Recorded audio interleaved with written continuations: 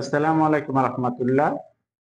সবাইকে আন্তরিক শুভেচ্ছা ও অভিনন্দন জানিয়ে শুরু করছি প্রবাস খাতের সকল ধরনের আপডেট তথ্য খবরাখবর নিয়ে নতুন আরেকটি পর্ব। যারা নতুন যুক্ত হয়েছেন চ্যানেলটি সাবস্ক্রাইব করে পাশে থাকা বেল বাটনটি অন করে দিন এবং যারা ইতিমধ্যে সাবস্ক্রাইব করেছেন আপনাদের সকলকে অসংখ্য ধন্যবাদ।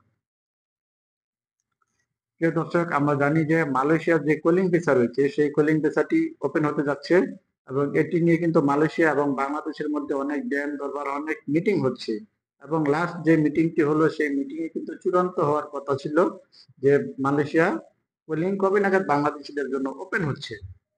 যদিও সেই মিটিং এর মাধ্যমে আমরা অনেকগুলো সুখবর পেয়েছি, তো এখনো আমরা ফাইনালি কোনো রেজাল্ট পাইনি যে কবে নাগাদ কোলিং ওপেন হচ্ছে, কেননা এখনই কিছু প্রসেসিং কিছু কাজ বাকি রয়ে গেছে। যেমন সিন্ডিকেটের যে বিষয়টি, যে রিক্রুটমেন্ট যে বিষয়টি রয়েছে, যে বাংলাদেশ থেকে অনুরোধ করা হয়েছিল যেন বাংলাদেশের যতগুলো রিক্রুটিং এজেন্সি আছে সবাইকে যেন উন্মুক্ত করে দেওয়া হয়, সবাই যেন বাংলাদেশ থেকে মালয়েশিয়াতে কর্মী প্রেরণ করতে পারে। তবে মালয়েশিয়া এই বিষয়টি এখনো বিবেচনা করছে, এখনো তারা চিন্তা ভাবনা করছে বিষয়টার উপরে।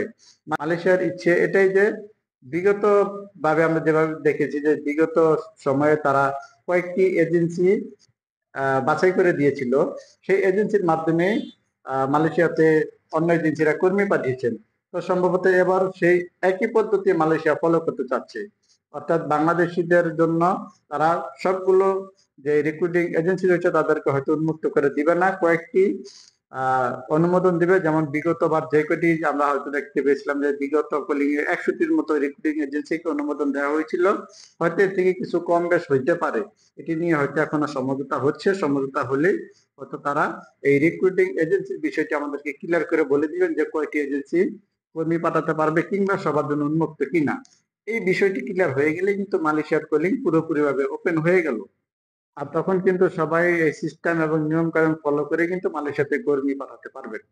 তো এই সুযোগটি কাজে লাগিয়ে অনেকগুলা অসাধু ব্যবসায়ী আছে বা অনেক দালাল আছে যারা সাধারণ যে মালয়েশিয়া গামী যাত্রী রয়েছেন তাদেরকে বলছে যে কলিং ওপেন হয়ে গেছে, মেডিকেল শুরু হয়ে গেছে, পাসপোর্ট জমা নিচ্ছেন, টাকা জমা নিচ্ছেন। তো আমি বলবো যে যারা মালয়েশিয়াতে যাবেন আপনারা একটু ধৈর্য ধরুন, এতদিন ধৈর্য ধরেছেন, আর কয়েকটা দিন ধৈর্য ধরুন, দেখুন ফাইনাল রেজাল্ট কি আসে, কয়টা এজেন্সিকে অনুমতি দেয়া হয়। রিক্রুটিং এজেন্সিকে অনুমতি দেওয়ার পরে তারপরে কিন্তু এটা কনফার্ম হয়ে যাবে। যদি আমরা দেখেছি ইতিমধ্যে যে মেডিকেল সেন্টার রয়েছে সেই মেডিকেল সেন্টার গুলোর কিন্তু অনুমোদন অলরেডি হয়ে গেছে, একটা লিস্ট চলে এসেছে এবং এই মেডিকেল সেন্টার গুলোর ভিতরে কিন্তু আমরা দেখতে পেয়েছি যে গত মেডিকেল সেন্টার যেগুলো ছিল, অর্থাৎ গত কলিং এ যে মেডিকেল সেন্টার গুলো ছিল এখন ঠিক সেই মেডিকেল সেন্টার গুলো রয়েছে।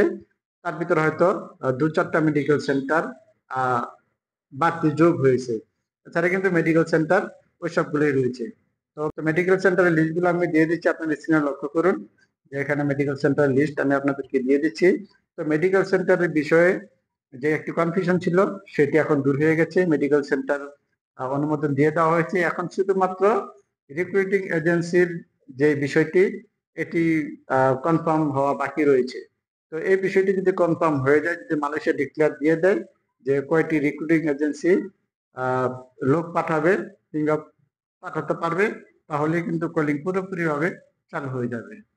তবে বাংলাদেশ থেকে যে অনুরোধটা করা হয়েছিল যে প্রত্যেকটা এজেন্সিকে যেন এই সুযোগটি দেওয়া হয় মালয়েশিয়াতে কর্মী প্রেরণে, এই জিনিসটি যদি হয় তাহলে যারা মালয়েশিয়াতে যাওয়ার যে শ্রমিক রয়েছেন তাদের খরচ হয়তো 1.5 থেকে 2 লাখ টাকার বেশি আসবে না।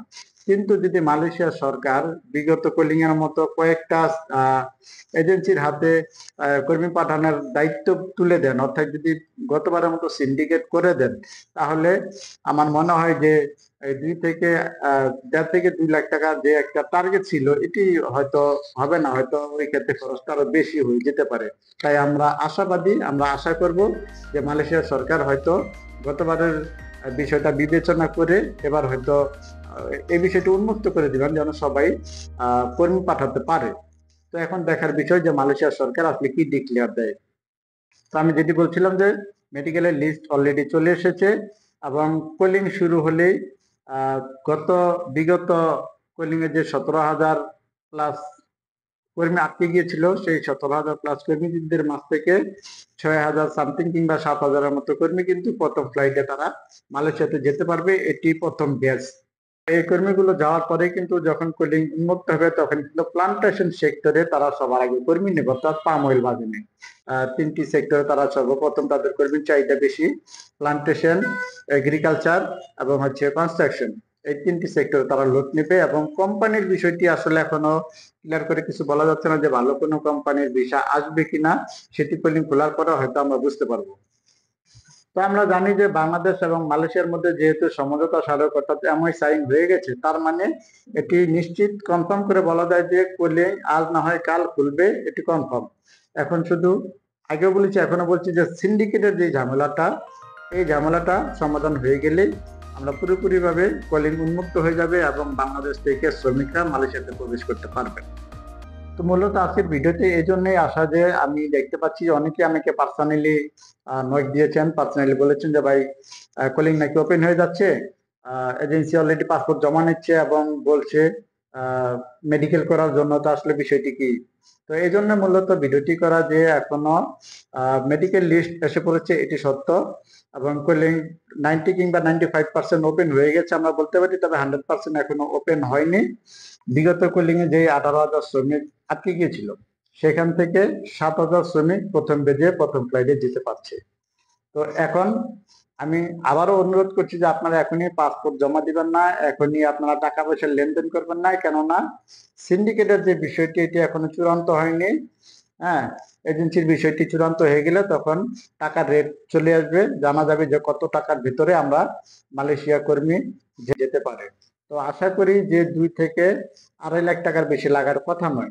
এখন নির্ভর করে যে মালয়েশিয়ার সরকার কতগুলো এজেন্সিকে অনুমতি দেয়, এটি দেখার বাকি।